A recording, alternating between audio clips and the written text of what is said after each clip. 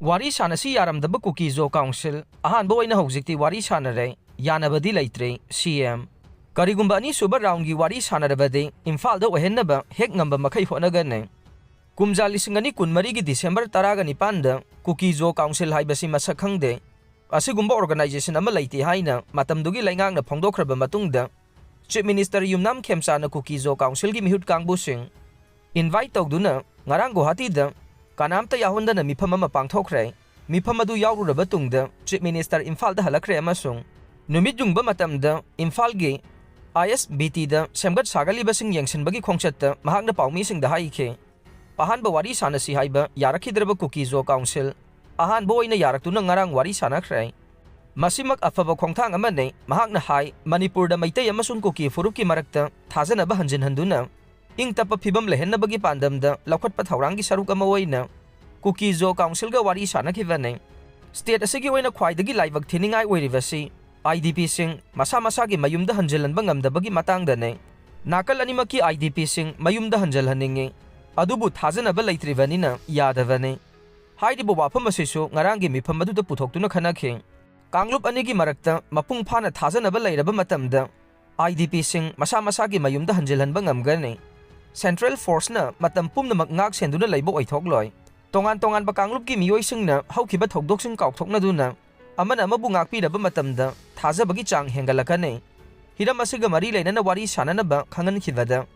KZC na harau na yaraglibasi afaba khongthang amane ngakpiba amasung kaukthokna bahaiba wakhalon asida yumpham oiraga mipum khudingmangna state asida mapung phana ingtapa phibam hanjilhana bahonabagi tangai fadaba lei Separate administration ki demand tawrogli basiga mari lenena hangkiba wahang amagi paukhumda mahakna hai Manipur gi apunba saktam kaihelloi haiba wafam asi Prime Minister Narendra Modi na mamangda mayek sengna laukthokpa leikhre Prime Minister na miyamda thajaba pikraba maramna hiram asigi matangda makhata na hainingai leitre Buffer zone ga mari lenena hangkiba wahang amagi paukhumda Chief Minister na haikhe Leingakki oinadi Buffer zone haiba ama leite mayek sengna khangankhre Leingakki Maikaidagi Wari Sanabada Buffer Zone Haiba Mapankiva Leite Adubu Irang Khara Leirivanina Sensitive Zone Haina Adum Panai Kanglup Anigi Marakta Mapung Phana Thajanaba Leitriba Maramna Security Forces na Sensitive Zone Singda Checkpoint Hangdoktuna Mathau Pangthokbane Ing Tapa Phibam Hanjilhanaba Puksel Sengna Honaminaba Mathau Tai Kanagumba Mana Phongdokiba Wafamgi Matangda Hanjin Nainaduna Leiba Mathau Tade Kokomi na topa state salaga wari sanabagi matangda hangba wahang amagi paukhumda mahakna haikhe Leingakka asi Kokomi gi makhada leiba natte adumakpu ani suba round gi oina wari sanabada hek ngamba makhai Imphal da pangthokna bahonagane mamangi Leingakna Kuki Zo Council haibasi masak khangde hairaga karigi wari sanaribano haibagi matangda mahakna hai matamdugi wafamdu 2024 gi ne aduga hogjikna 2026 ne kari demand tawrokpagi haibagi matangda mahakna hai no demand no comment Leingakka Wari Sanabada Yaoruba KZC gi Luchingba Amagi Mayum Miyamna attack Toukhre Chief Minister Yumnam Kemsan ga Wari Guwahati da Wari Sanaba Yaoruba Kuki Zo Council gi Luchingba Helianthang Thanglet ki Churasanpur da leiba Mayum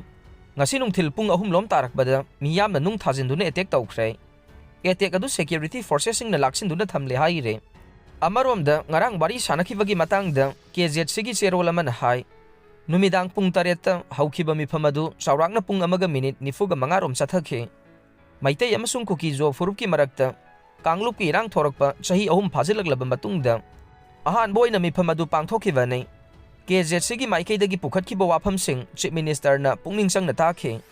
maruaina pukhatkiba wafamsing gi manungda Kuki amasung tangkhul gi marakta ungkhanaraklibasi kokhananaba akhanaba minyeng changba amasung kanglup ki irangda Awana tarbasing achumba wayel fangan bai basigi matangda ne wahan thoklaiba mawongda nakal ani yasinaba puraktuna tungkoina sanagada bawaroshin purakna vagidamak haidiba thaurang asi khudakta lakhatpa mathau tai haiba wafam pukhatke madugi su mathakta political settlement ama leitriba phauba buffer zone ningthina lehenbagi maruoiba wafam su KZC gi maikaidagi pukhatke Chief Minister na hogjik Manipur da mahoksa gi phibam hanjilhanabagi matangda laukhalakliba khongthang sing gi matangda mamutana khanganke